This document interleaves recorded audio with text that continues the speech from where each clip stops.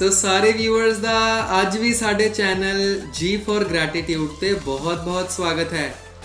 ਪਿਆਰੇ viewers JIO, ਅੱਜ ਅਸੀਂ ਹਾਜ਼ਰ ਹਾਂ ਤੁਹਾਡੇ ਵਿੱਚ ਲੈ ਕੇ ਇੱਕ ਬੜੀ ਹੀ ਪਿਆਰੀ ਮੋਟੀਵੇਸ਼ਨਲ ਸਟੋਰੀ ਜਿਸ ਦਾ ਨਾਮ ਹੈ ਸੁਖੀ ਕੌਣ, ਜਿਹੜੀ ਸਾਨੂੰ ਅੰਤ ਵਿੱਚ ਦੱਸੇਗੀ ਕਿ ਸੁਖੀ ਕੌਣ ਹੈ, ਕੌਣ ਸੁਖੀ ਰਹਿ ਸਕਦਾ ਹੈ, ਕਿਵੇਂ ਸੁਖੀ ਰਹਿ ਸਕਦੇ ਹਾਂ। ਸੋ ਇਹ ਸਟੋਰੀ ਸ਼ੁਰੂ ਕਰਨ ਤੋਂ ਪਹਿਲਾਂ ਮੈਂ ਆਪ ਜੀ ਨੂੰ ਗੁਜ਼ਾਰਿਸ਼ ਕਰਾਂ, ਜੇ ਤੁਸੀਂ ਇਸ ਵੀਡੀਓ ਨੂੰ ਪਹਿਲੀ ਵਾਰ ਦੇਖ ਰਹੇ ਹੋ ਜਾਂ ਪੁਰਾਣੇ ਲੈਸਨਸ ਹੁਣ ਤੱਕ ਨਹੀਂ ਦੇਖੇ ਤੇ ਤੁਸੀਂ ਚੈਨਲ ਨੂੰ ਸਬਸਕ੍ਰਾਈਬ ਕਰਕੇ ਬੈਲ ਬਟਨ ਦਬਾਉਣਾ ਨਾ ਭੁੱਲਣਾ ਤਾਂ ਕਿ ਤੁਹਾਨੂੰ ਸਾਰੀ ਵੀਡੀਓਜ਼ ਅਪਡੇਟਸ ਮਿਲ ਜਾਣ। ਸੋ ਅੱਜ ਦੀ ਵੀਡੀਓ ਬਾਰੇ ਤੁਸੀਂ ਮੈਨੂੰ ਜ਼ਰੂਰ ਅੰਤ ਵਿੱਚ ਦੱਸਣਾ ਕਿ ਤੁਹਾਨੂੰ ਕਿਵੇਂ ਲੱਗੀ, ਕਮੈਂਟ ਸੈਕਸ਼ਨ ਵਿੱਚ ਜ਼ਰੂਰ ਦੱਸਣਾ ਤੇ ਇਸ ਵੀਡੀਓ ਨੂੰ ਹੋਰਾਂ ਨਾਲ ਸ਼ੇਅਰ ਵੀ ਜ਼ਰੂਰ ਕਰਨਾ ਤਾਂ ਕਿ ਇਸ ਮੈਸੇਜ ਨੂੰ ਅਸੀਂ ਵਾਈਡ ਬਹੁਤ ਵੱਡੇ ਪਲੇਟਫਾਰਮ ਤੇ ਪ੍ਰਦਰਸ਼ਿਤ ਕਰ ਸਕੀਏ, ਫੈਲਾ ਸਕੀਏ, ਸਪਰੈਡ ਕਰ ਸਕੀਏ।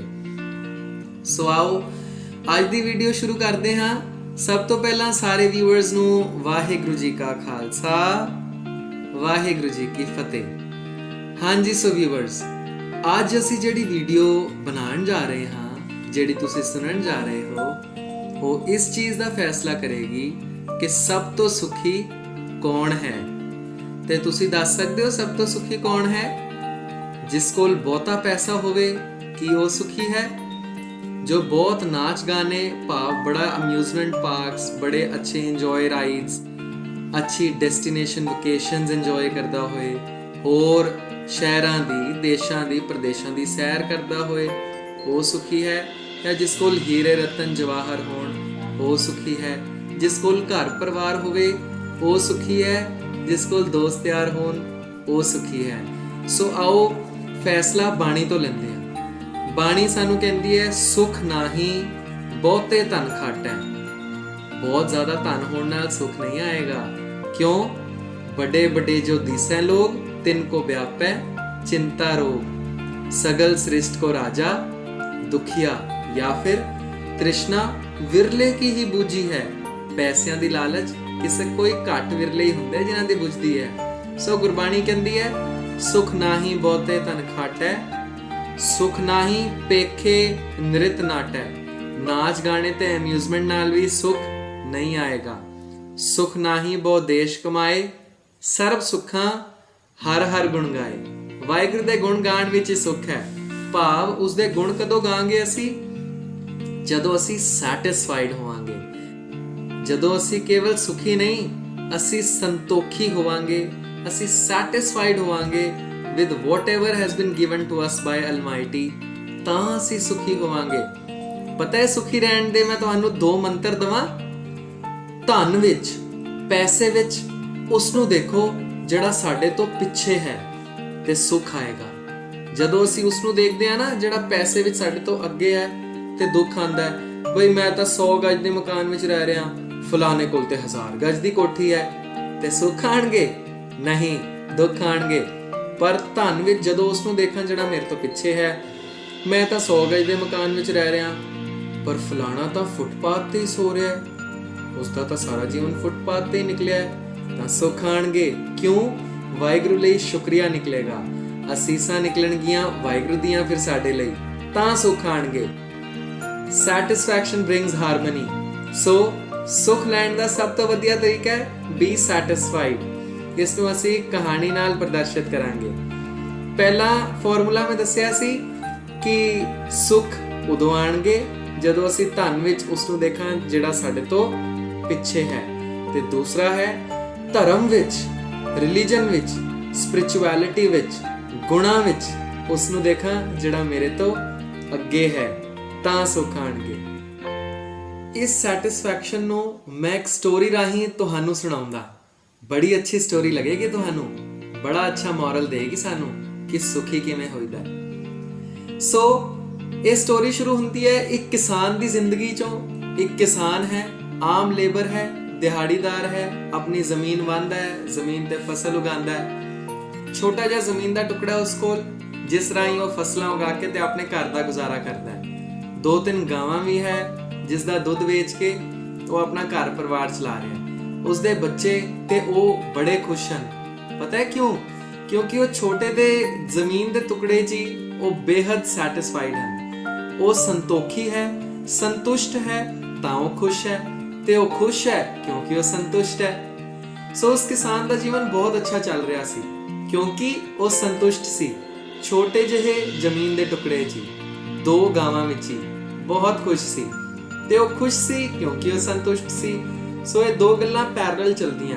ਉਹ ਖੁਸ਼ ਸੀ ਕਿਉਂਕਿ ਉਹ ਸੰਤੁਸ਼ਟ ਸੀ, ਔਰ ਉਹ ਸੰਤੁਸ਼ਟ ਸੀ ਇਸ ਕਰਕੇ ਉਹ ਖੁਸ਼ ਸੀ। ਕਈ ਸਾਲ ਗੁਜ਼ਰਦੇ ਆ, ਇੱਕ ਸਾਧੂ ਉਹਨਾਂ ਦੇ ਪਿੰਡ ਵਿੱਚ ਆ ਬੈਠਦਾ ਹੈ। ਸਾਰੇ ਉਸ ਨੂੰ ਜਾ ਕੇ ਮਿਲਦੇ ਆ, ਕਿਸਾਨ ਵੀ ਮਿਲਦਾ ਹੈ। ਕਿਸਾਨ ਆਪਣੇ ਹੈਸੀਅਤ ਦੇ ਅਨੁਸਾਰ ਉਸ ਨੂੰ ਟਕਾ ਮੱਥਾ ਟੇਕਦਾ ਹੈ ਤੇ ਉਸ ਕੋਲ ਬੈਠਦਾ ਹੈ। ਸਾਧੂ ਕਹਿੰਦਾ ਹੈ ਕਿ ਸਾਰਿਆਂ ਨੇ ਤਾਂ ਇਤਨਾ ਚੜਾਵਾ ਦਿੱਤਾ, ਤੂੰ ਕੇਵਲ ਇੱਕ ਟਕਾ। ਕਿਸਾਨ ਕਹਿੰਦਾ ਹੈ ਕਿਉਂਕਿ ਮੇਰੇ ਕੋਲ ਛੋਟਾ ਜਿਹਾ ਜ਼ਮੀਨ ਦਾ ਟੁਕੜਾ ਹੈ, ਇਤਨੀ ਹੀ ਕਮਾਈ ਹੁੰਦੀ ਹੈ ਕਿ ਅਸੀਂ ਇੱਕ ਦਿਨ ਦੀ ਰੋਟੀ ਖਾ ਸਕੀਏ। ਸਾਧੂ ਹੈਰਾਨ ਹੁੰਦਾ ਹੈ, ਪਰ ਤੇਰੇ ਮੱਥੇ ਤੇ ਤਾਂ ਕੋਈ ਤਿਵੜੀ ਨਹੀਂ, ਪਰੇਸ਼ਾਨੀ ਦਾ ਕੋਈ ਸਿੰਬਲ ਸਾਈਨ ਨਹੀਂ। ਕਿਸਾਨ ਕਹਿੰਦਾ ਪਰੇਸ਼ਾਨੀ ਕਾਦੀ, ਮੈਂ ਤੇ ਵਾਹਿਗੁਰੂ ਦੇ ਸ਼ੁਕਰਗੁਜ਼ਾਰ ਹਾਂ ਕਿ ਉਸਨੇ ਪਰਮਾਤਮਾ ਨੇ ਮੈਨੂੰ ਇਤਨੀ ਜ਼ਮੀਨ ਦਿੱਤੀ ਹੈ ਕਿ ਸਾਡੀ ਰੋਜ਼ ਦੀ ਰੋਟੀ ਹੋ ਸਕੇ। ਮੈਂ ਬੜਾ ਖੁਸ਼ ਹਾਂ ਕਿਉਂਕਿ ਮੈਂ ਸੰਤੁਸ਼ਟ ਹਾਂ। ਹੁਣ ਸਾਧੂ ਉਸ ਨੂੰ ਕਹਿੰਦਾ ਹੈ ਛੋਟੇ ਜਿਹਾ ਜ਼ਮੀਨ ਦਾ ਟੁਕੜਾ, ਤੈਨੂੰ ਪਤਾ ਹੈ ਜੇ ਤੇਰੇ ਕੋਲ ਇੱਕ ਛੋਟਾ ਜਿਹਾ ਹੀਰਾ ਹੋਵੇ ਜਿੰਨਾ ਤੂੰ ਟਕਾ ਮੈਨੂੰ ਮੱਥਾ ਟੇਕਿਆ ਤੇ ਤੂੰ 1 ਸਾਲ ਭਰ ਪੇਟ ਭੋਜਨ ਖਾ ਸਕਦਾ ਹੈ। ਤੇ ਸਾਧੂ ਉਸ ਨੂੰ ਸਮਝਾਉਂਦਾ ਹੈ ਕਿ ਜੇ ਤੇਰੇ ਕੋਲ ਹੀਰਾ ਹੋਵੇ ਨਾ ਇੱਕ ਚੀਨੀ ਦੇ ਦਾਣੇ ਜਿੰਨਾ, ਤੇ ਤੂੰ 1 ਮਹੀਨਾ ਆਰਾਮ ਨਾਲ ਰੱਜ ਕੇ ਰੋਟੀ ਖਾ ਸਕਦਾ ਹੈ ਤੇ ਨਾਲ ਪਰਿਵਾਰ ਨੂੰ ਵੀ ਖਿਲਾ ਸਕਦਾ ਹੈ। ਤੇ ਜੇ ਹੀਰਾ ਤੇਰੇ ਅੰਗੂਠੇ ਦੇ ਨਖੂਨ ਜਿੰਨਾ ਹੋਵੇ ਤੇ ਤੂੰ 1 ਸਾਲ ਬੈਠ ਕੇ ਰੋਟੀ ਆਰਾਮ ਨਾਲ ਖਾ ਸਕਦਾ ਹੈ। ਤੇਰੇ ਕੋਲ ਇੰਨੀ ਵੱਡੀ ਜ਼ਮੀਨ ਹੈ, ਤੇ ਜੇ ਤੇਰੇ ਕੋਲ 1 ਮੁੱਠੀ ਜਿੰਨਾ ਹੀਰਾ ਹੋਵੇ ਤੇ ਤੇਰੀਆਂ 10 ਕੁੱਲਾਂ ਆਰਾਮ ਨਾਲ ਬੈਠ ਕੇ ਰੋਟੀ ਖਾਣਗੀਆਂ। ਹੁਣ ਉਹ ਸਾਧੂ ਉਸ ਪਿੰਡ ਤੋਂ ਚਲੇ ਜਾਂਦਾ ਹੈ ਤੇ ਕਿਸਾਨ ਆਪਣੇ ਘਰ। ਅੱਜ ਕਿਸਾਨ ਖੁਸ਼ ਨਹੀਂ ਹੈ। ਕਿਉਂ? ਕਹਿੰਦਾ ਇਤਨੀ ਵੱਡੀ ਜ਼ਮੀਨ ਤੇ ਜੇ ਮੇਰੇ ਕੋਲ ਇੰਨਾ ਛੋਟਾ ਜਿਹਾ ਹੀਰਾ ਹੁੰਦਾ ਤੇ ਮੈਂ ਕਿੰਨਾ ਅਮੀਰ ਹੁੰਦਾ, ਮੈਂ ਹੋਰ ਸੁਖੀ ਹੁੰਦਾ। ਅੱਜ ਕਿਸਾਨ ਖੁਸ਼ ਇਸ ਕਰਕੇ ਨਹੀਂ ਹੈ ਕਿਉਂਕਿ ਅੱਜ ਉਹ ਅਸੰਤੁਸ਼ਟ ਹੈ। ਉਹ ਸੰਤੁਸ਼ਟ ਨਹੀਂ ਤੇ ਉਹ ਖੁਸ਼ ਨਹੀਂ, ਤੇ ਉਹ ਖੁਸ਼ ਨਹੀਂ ਕਿਉਂਕਿ ਉਹ ਅਸੰਤੁਸ਼ਟ ਹੈ। ਸੋ ਸੰਤੁਸ਼ਟੀ ਔਰ ਸੁਖ ਪੈਰਲਲ ਚੱਲਦੇ ਹਨ। ਸੋ ਉਹ ਕਿਸਾਨ ਸੋਚਦਾ ਹੈ ਕਿ ਹੁਣ ਮੈਂ ਕੀ ਕਰਾਂ, ਹੋਵੇ ਕੋਈ ਵਸੀਲਾ ਕਿ ਮੈਂ ਇੱਕ ਹੀਰਾ ਲੈ ਆਵਾਂ, ਇੱਕ ਮੁੱਠੀ ਜਿੰਨਾ ਹੀਰਾ ਤੇ ਮੇਰੀ 10 ਕੁੱਲਾਂ ਖਾਣਗੀਆਂ। ਅੱਗੇ ਇਤਨੀ ਮੇਰੀ ਪੀੜੀ ਦਰ ਪੀੜੀ ਖਤਮ ਹੀ ਨਹੀਂ ਹੋਏਗਾ ਇਤਨਾ ਪੈਸਾ। ਹੁਣ ਉਹ ਸਾਰੀ ਜ਼ਮੀਨ ਵੇਚ-ਵਾਚ ਕੇ, ਘਰ-ਬਾਰ ਗਿਰਵੀ ਰੱਖ ਕੇ ਤੇ ਆਪਣੇ 2 ਡੰਗਰ ਵੀ ਵੇਚ ਦਿੰਦਾ ਹੈ, ਆਪਣੀ 2 ਗਾਵਾਂ ਵੀ ਵੇਚ ਦਿੰਦਾ ਹੈ ਤੇ ਦੂਰ ਕਿਸੇ ਸ਼ਹਿਰ ਚਲੇ ਜਾਂਦਾ ਹੈ ਹੀਰਿਆਂ ਦੀ ਤਲਾਸ਼ ਵਿੱਚ। ਜਦੋਂ ਕਈ ਸਾਲ ਉਹ ਇਸੇ ਤਲਾਸ਼ ਵਿੱਚ ਰਹਿੰਦਾ ਕਿ ਉਸਨੂੰ ਕੋਈ ਹੀਰਾ ਮਿਲੇ, ਤਾਂ ਉਸਨੂੰ ਕੋਈ ਹੀਰੇ ਦੀ ਭਾਲ ਨਹੀਂ ਹੁੰਦੀ। ਕਿਉਂ? ਉਸ ਲਈ ਪਾਰਖੂ ਹੋਣਾ ਪੈਂਦਾ ਹੈ, ਉਸ ਦੀ ਜਾਣ ਪਛਾਣ ਕਰਨੀ ਪੈਂਦੀ ਹੈ, ਖਦਾਨ ਜਾਣਾ ਪੈਂਦਾ ਹੈ, ਮਿਹਨਤ ਕਰਨੀ ਪੈਂਦੀ ਹੈ, ਤਾਂ ਜਾ ਕੇ ਕਿਧਰੇ ਹੀਰਾ ਮਿਲਦਾ ਹੈ। ਪਰ ਇਸ ਤਰ੍ਹਾਂ ਟੋਲਦਿਆਂ ਤੇ ਹੀਰੇ ਨਹੀਂ ਲੱਭਦੇ। ਹੁਣ ਅਸੰਤੁਸ਼ਟੀ ਇਤਨੀ ਸੀ ਕਿ ਉਹ ਅਸੰਤੁਸ਼ਟੀ ਨਾਖੁਸ਼ੀ ਵਿੱਚ ਬਦਲ ਗਈ, ਔਰ ਉਹ ਨਾਖੁਸ਼ੀ ਡਿਪਰੈਸ਼ਨ ਵਿੱਚ, ਪਰੇਸ਼ਾਨੀ ਵਿੱਚ ਤੇ ਕਲੇਸ਼ ਵਿੱਚ ਬਦਲ ਗਈ। ਉਸ ਦੇ ਸਿਰ ਪੀੜ ਤੇ ਉਸ ਦੀ ਸਿਹਤ ਦਿਨ ਬਰ ਦਿਨ ਬਦ ਤੋਂ ਬੱਤਰ ਹੁੰਦੀ ਗਈ। ਅਖੀਰ ਉਸ ਕਿਸਾਨ ਨੇ ਇੱਕ ਨਹਿਰ ਵਿੱਚ ਛਾਲ ਮਾਰ ਕੇ ਆਪਣੀ ਜਾਨ ਦੇ ਦਿੱਤੀ। ਇੱਧਰ ਉਸ ਦੇ ਪਿੰਡ ਵਿੱਚ ਜਿਸ ਬੰਦੇ ਨੇ ਜ਼ਮੀਨ ਖਰੀਦੀ ਸੀ, ਸਾਧੂ ਇੱਕ ਵਾਰ ਫਿਰ ਪਿੰਡ ਵਿੱਚ ਆਂਦਾ ਹੈ ਤੇ ਪੁੱਛਦਾ ਹੈ ਉਹ ਕਿਸਾਨ ਕਿੱਧਰ ਹੈ? ਤਾਂ ਉਹ ਬੰਦਾ ਕਹਿੰਦਾ ਹੈ ਉਹ ਤਾਂ ਮੈਨੂੰ ਜ਼ਮੀਨ ਵੇਚ ਕੇ ਆਪ ਚਲਾ ਗਿਆ, ਮੈਨੂੰ ਕੋਈ ਖਬਰ ਨਹੀਂ ਕਿੱਧਰ ਹੈ, ਪਰ ਇਹ ਜ਼ਮੀਨ ਮੈਂ ਖਰੀਦੀ ਸੀ। ਸਾਧੂ ਹੈਰਾਨ ਹੁੰਦਾ ਹੈ, ਕਹਿੰਦਾ ਮੈਂ ਉਸ ਨੂੰ ਹੀਰਿਆਂ ਦੀ ਭਾਲ ਕਰਨ ਨੂੰ ਕਿਹਾ ਸੀ ਤੇ ਉਸਨੇ ਹੀਰਿਆਂ ਦੀ ਭਾਲ ਨਹੀਂ ਕੀਤੀ। ਕਹਿੰਦਾ ਉਹ ਮੈਨੂੰ ਪਤਾ ਨਹੀਂ। ਸਾਧੂ ਉਸ ਬੰਦੇ ਦੀ ਬਾਹ ਪਕੜਦਾ ਹੈ ਤੇ ਉਸ ਜ਼ਮੀਨ ਵਿੱਚ ਲੈ ਕੇ ਜਾਂਦਾ ਹੈ। ਕਹਿੰਦਾ ਖੁਦਾਈ ਕਰ। ਖੁਦਾਈ ਕਰਦੇ ਹਨ ਤੇ ਥੱਲੇ ਕੁਝ ਚਮਕੀਲੇ ਪੱਥਰ ਨਿਕਲਦੇ ਹਨ। ਹੋਰ ਖੁਦਾਈ ਕਰਦੇ ਹਨ ਤੇ ਸਾਰੀ ਜ਼ਮੀਨ ਵਿੱਚ ਉਹ ਚਮਕੀਲੇ ਪੱਥਰ ਹੁੰਦੇ ਨੇ। ਉਹ ਇਨਸਾਨ ਹੈਰਾਨ ਹੁੰਦਾ ਹੈ ਜਿਸਨੇ ਜਗ੍ਹਾ ਖਰੀਦੀ ਹੁੰਦੀ ਹੈ। ਸਾਧੂ ਨੂੰ ਪੁੱਛਦਾ ਹੈ ਕਿ ਪੱਥਰ ਕਿਉਂ ਚਮਕਦੇ ਹਨ? ਸਾਧੂ ਕਹਿੰਦਾ ਹੈ ਮੈਂ ਉਸ ਮੂਰਖ ਕਿਸਾਨ ਨੂੰ ਉਸ ਦੀ ਜ਼ਮੀਨ ਦੇ ਚਮਕੀਲੇ ਪੱਥਰ ਦੇਖ ਕੇ ਹੀ ਕਿਹਾ ਸੀ ਕਿ ਹੀਰਿਆਂ ਦੀ ਭਾਲ ਕਰ, ਕਿਉਂਕਿ ਹੀਰੇ ਉਸ ਦੀ ਜ਼ਮੀਨ ਵਿੱਚ ਹੀ ਸਨ। ਉਸ ਦੀ ਸਾਰੀ ਜ਼ਮੀਨ ਹੀਰਿਆਂ ਦੀ ਭਰੀ ਹੋਈ ਸੀ। ਪਤਾ ਨਹੀਂ ਉਹ ਮੂਰਖ ਕਿੱਧਰ ਗਿਆ। ਹੁਣ ਉਹ ਬੰਦਾ ਜਿਸਨੇ ਜ਼ਮੀਨ ਖਰੀਦੀ ਸੀ ਸਾਰੇ ਹੀਰੇ ਕਢਵਾਉਂਦਾ ਹੈ, ਖਦਾਨ ਹੁੰਦੀ ਹੈ ਹੀਰਿਆਂ ਦੀ, ਤੇ ਅਰਬਾਂਪਤੀ ਬਣ ਜਾਂਦਾ ਹੈ, ਉਸ ਸ਼ਹਿਰ ਦਾ ਮਾਲਿਕ ਬਣ ਜਾਂਦਾ ਹੈ। ਪਰ ਵਿਊਅਰਸ, ਤੁਸੀਂ ਧਿਆਨ ਦਿੱਤਾ ਸਾਧੂ ਨੇ ਤੇ ਕਿਸ ਇੰਟੈਂਸ਼ਨ ਵਿੱਚ ਉਸ ਆਦਮੀ ਨੂੰ ਦੱਸਿਆ ਸੀ? ਉਸਨੇ ਡਾਇਰੈਕਟਲੀ ਨਹੀਂ ਕਿਹਾ, ਉਸਨੇ ਇਨਡਾਇਰੈਕਟਲੀ ਉਸਨੂੰ ਸਮਝਾਇਆ ਕਿ ਜਿਹੜੀ ਜ਼ਮੀਨ ਵਿੱਚ ਫਸਲ ਉਗਾਉਂਦਾ ਹੈ ਉਸ ਜ਼ਮੀਨ ਵਿੱਚ ਹੀਰਿਆਂ ਦੀ ਵੀ ਭਾਲ ਕਰ। ਪਰ ਇਹ ਗੱਲ ਉਹ ਕਿਸਾਨ ਨਾ ਸਮਝ ਸਕਿਆ ਤੇ ਉਸਦੇ ਮਨ ਵਿੱਚ ਅਸੰਤੁਸ਼ਟੀ ਫੈਲ ਗਈ ਕਿ ਮੈਂ ਗਰੀਬ ਕਿਉਂ ਹਾਂ। ਇਸ ਅਸੰਤੁਸ਼ਟੀ ਨੇ ਅਖੀਰ ਉਸਦੀ ਜਾਨ ਹੀ ਲੈ ਲਈ। ਤੇ ਸੁੱਖ ਕਿਸ ਨੂੰ ਮਿਲਿਆ? ਜਿਸਨੇ ਜ਼ਮੀਨ ਖਰੀਦੀ। ਹੁਣ ਸੁੱਖ ਹੀਰਿਆਂ ਵਿੱਚ ਨਹੀਂ ਸੀ, ਕਿਉਂਕਿ ਸੁਖੀ ਤਾਂ ਕਿਸਾਨ ਪਹਿਲਾਂ ਵੀ ਸੀ। ਕਿਉਂ? ਕਿਉਂਕਿ ਉਹ ਸੰਤੁਸ਼ਟ ਸੀ। ਸੋ ਸੁਖੀ ਸੰਤੁਸ਼ਟੀ ਵਿੱਚ ਹੈ, ਹੀਰਿਆਂ ਵਿੱਚ ਨਹੀਂ। ਇੱਥੇ ਮੈਂ ਇੱਕ ਹੋਰ ਕਹਾਣੀ ਜ਼ਰੂਰ ਤੁਹਾਡੇ ਨਾਲ ਸਾਂਝੀ ਕਰਨੀ ਚਾਹਾਂਗਾ। ਇਹ ਕਹਾਣੀ ਹੀ ਹੈ, ਭਾਵ ਅਸੀਂ ਇਸ ਤੋਂ ਸਿਰਫ ਮੋਰਲ ਲੈਣਾ ਹੈ ਕਿ ਕਹਾਣੀ ਸਾਨੂੰ ਕੀ ਸਮਝਾਏਗੀ। ਇਹ ਕਹਾਣੀ ਇੱਕ ਮੋਚੀ ਦੀ ਹੈ।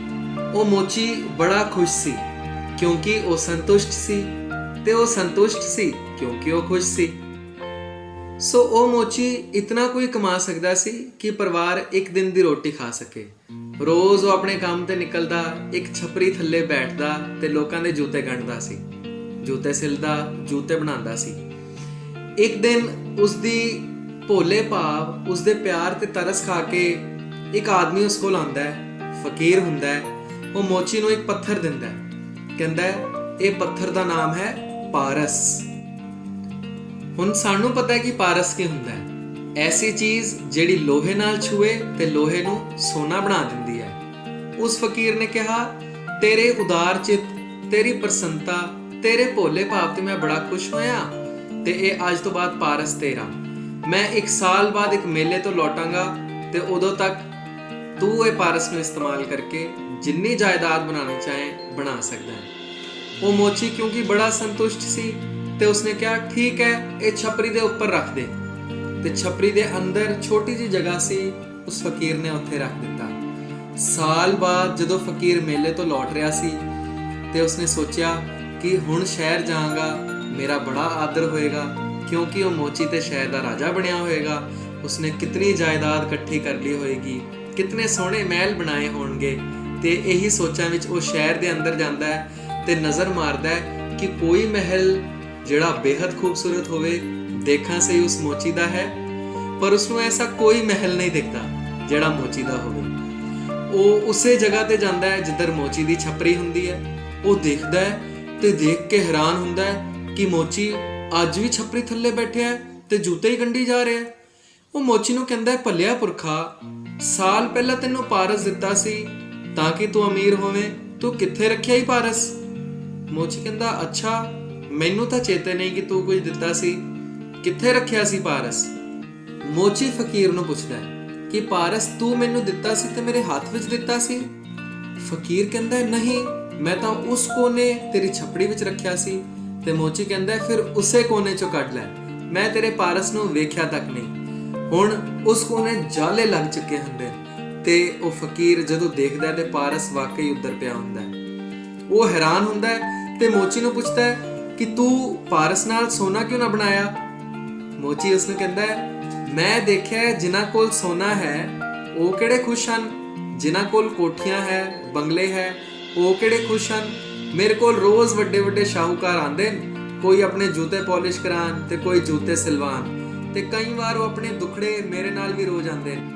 ਕਈ ਵਾਰ ਉਹ ਦੁਖੜੇ ਆਪਣੇ ਮਿੱਤਰਾਂ ਯਾਰਾਂ ਨਾਲ ਜਦੋਂ ਡਿਸਕਸ ਕਰ ਰਹੇ ਹੁੰਦੇ ਤੇ ਮੈਂ ਸੁਣ ਲੈਂਦਾ ਕਿ ਇਤਨਾ ਸੋਨਾ ਤੇ ਇਤਨੇ ਹੀਰੇ, ਇਤਨੇ ਮਹਿਲ ਤੇ ਇਤਨੀ ਦੌਲਤ ਹੋਣ ਦੇ ਬਾਵਜੂਦ ਜੇ ਉਸਨੂੰ ਇਤਨਾ ਦੁੱਖ ਹੈ ਤੇ ਮੈਂ ਐਸੀ ਮੁਸੀਬਤ ਨੂੰ ਜ਼ਰੂਰ ਆਪਣੇ ਘਰ ਲਿਆਣਾ।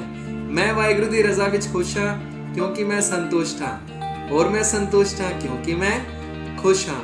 ਸੋ ਸਾਥੀਓ, ਸਾਨੂੰ ਇਸ ਸਟੋਰੀ ਤੋਂ ਸਮਝ ਆਉਂਦੀ ਹੈ ਕਿ ਸੁਖੀ ਉਹ ਹੈ ਜਿਸ ਕੋਲ ਸੰਤੁਸ਼ਟੀ ਹੈ, ਨਾ ਕਿ ਉਹ ਜਿਸ ਕੋਲ ਧਨ ਦੌਲਤ ਹੈ।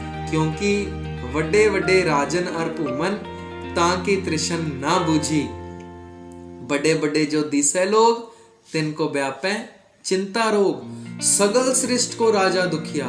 गुरुदेव कहते हैं जे सारी सृष्टि का राजा कोई होवे, अज तक तो नहीं होया, पर जे हो जावे, गुरु साहब कह रहे हैं, ते वो सुखी नहीं होवेगा, वो भी दुखी होवेगा। ते सुख किस विच है? सर्व सुखां ਹਰ ਹਰ ਗੁਣ ਗਾਏ। ਸੰਤੁਸ਼ਟੀ ਵਿੱਚ ਸੁਖ ਹੈ, ਪਰਮਾਤਮਾ ਦਾ ਹੁਕਮ ਮੰਨਣ ਵਿੱਚ ਸੁਖ ਹੈ, ਸਚਿਆਰ ਹੋਣ ਵਿੱਚ ਸੁਖ ਹੈ। ਸੋ ਆਓ ਅਸੀਂ ਵੀ ਕੋਸ਼ਿਸ਼ ਕਰੀਏ, ਆਪਣੇ ਲਾਲਚੀ ਸੁਭਾਅ ਨੂੰ ਥੋੜਾ ਠਹਿਰਾਵ ਦਈਏ, ਧਨ ਵਿੱਚ ਉਸ ਨੂੰ ਦੇਖੀਏ, ਪੈਸੇ ਵਿੱਚ ਉਸ ਨੂੰ ਦੇਖੀਏ ਜਿਹੜਾ ਮੇਰੇ ਤੋਂ ਅੱਗੇ ਨਹੀਂ ਪਿੱਛੇ ਹੈ, ਔਰ ਧਰਮ ਵਿੱਚ ਉਸ ਨੂੰ ਦੇਖੀਏ, ਗੁਣਾਂ ਵਿੱਚ ਉਸ ਨੂੰ ਦੇਖੀਏ, ਕੁਆਲਿਟੀਜ਼ ਵਿੱਚ ਉਸ ਨੂੰ ਦੇਖੀਏ, ਹਾਰਡ ਵਰਕਸ਼ਿਪ ਵਿੱਚ ਉਸ ਨੂੰ ਦੇਖੀਏ ਜਿਹੜਾ ਮੇਰੇ ਤੋਂ ਅੱਗੇ ਹੈ, ਤੇ ਡੈਫੀਨੇਟਲੀ ਸਾਡੇ ਕੋਲ ਸੁੱਖ ਆ ਹੀ ਜਾਣਗੇ। ਉਸ ਕਿਸਾਨ ਵਰਗੇ ਨਾ ਬਣੀਏ ਕਿ ਹੀਰਿਆਂ ਦੀ ਲਾਲਚ ਵਿੱਚ ਆਪਣੀ ਜਾਨ ਹੀ ਗਵਾ ਬੈਠੀਏ ਡਿਪਰੈਸ਼ਨ ਦੇ ਅੰਦਰ। ਸੋ ਆਓ ਕੋਸ਼ਿਸ਼ ਕਰੀਏ, ਵਾਹਿਗੁਰੂ ਦੇ ਭਾਣੇ ਨੂੰ ਮਿੱਠਾ ਕਰਕੇ ਮੰਨੀਏ, ਸੈਟੀਸਫਾਈ ਹੋਣ ਦੀ ਕੋਸ਼ਿਸ਼ ਕਰੀਏ, ਸੰਤੁਸ਼ਟ ਰਹਿਣ ਦੀ ਕੋਸ਼ਿਸ਼ ਕਰੀਏ, ਬਾਣੀ ਨਾਲ ਜੁੜੀਏ, ਬਾਣੇ ਨਾਲ ਜੁੜੀਏ, ਗੁਣਾਂ ਨੂੰ ਆਪਣੇ ਅੰਦਰ ਧਾਰਨ ਕਰਨ ਦੀ ਕੋਸ਼ਿਸ਼ ਕਰੀਏ। ਇੰਨਾ ਹੀ ਕਹਿੰਦਾ ਹੋਇਆ ਅੱਜ ਦੀ ਵੀਡੀਓ ਨੂੰ ਮੈਂ ਦਿੰਦਾ ਇੱਥੇ ਹੀ ਵਿਰਾਮ। ਵੀਡੀਓ ਕਿਸ ਤਰ੍ਹਾਂ ਦੀ ਲੱਗੀ ਮੈਨੂੰ ਜ਼ਰੂਰ ਦੱਸਣਾ। ਇਸ ਵੀਡੀਓ ਉੱਪਰ ਲਾਈਕ ਔਰ ਕਮੈਂਟ ਵੀ ਜ਼ਰੂਰ ਕਰਨਾ। ਵੀਡੀਓ ਸ਼ੇਅਰ ਕਰਨੀ ਤੇ ਬਿਲਕੁਲ ਨਾ ਭੁੱਲਣਾ, ਤੇ ਚੈਨਲ ਨੂੰ ਸਬਸਕ੍ਰਾਈਬ ਵੀ ਕਰ ਦੇਣਾ। ਅੱਜ ਅਸੀਂ ਵੀਡੀਓ ਇੱਥੇ ਹੀ ਸਮਾਪਤ ਕਰਦੇ ਹਾਂ। ਆਪ ਸਾਰਿਆਂ ਦਾ ਬਹੁਤ ਬਹੁਤ ਸ਼ੁਕਰੀਆ। ਸਾਰੇ ਵਿਊਅਰਸ ਨੂੰ ਵਾਹਿਗੁਰੂ ਜੀ ਕਾ ਖਾਲਸਾ, ਵਾਹਿਗੁਰੂ ਜੀ ਕੀ ਫਤਿਹ।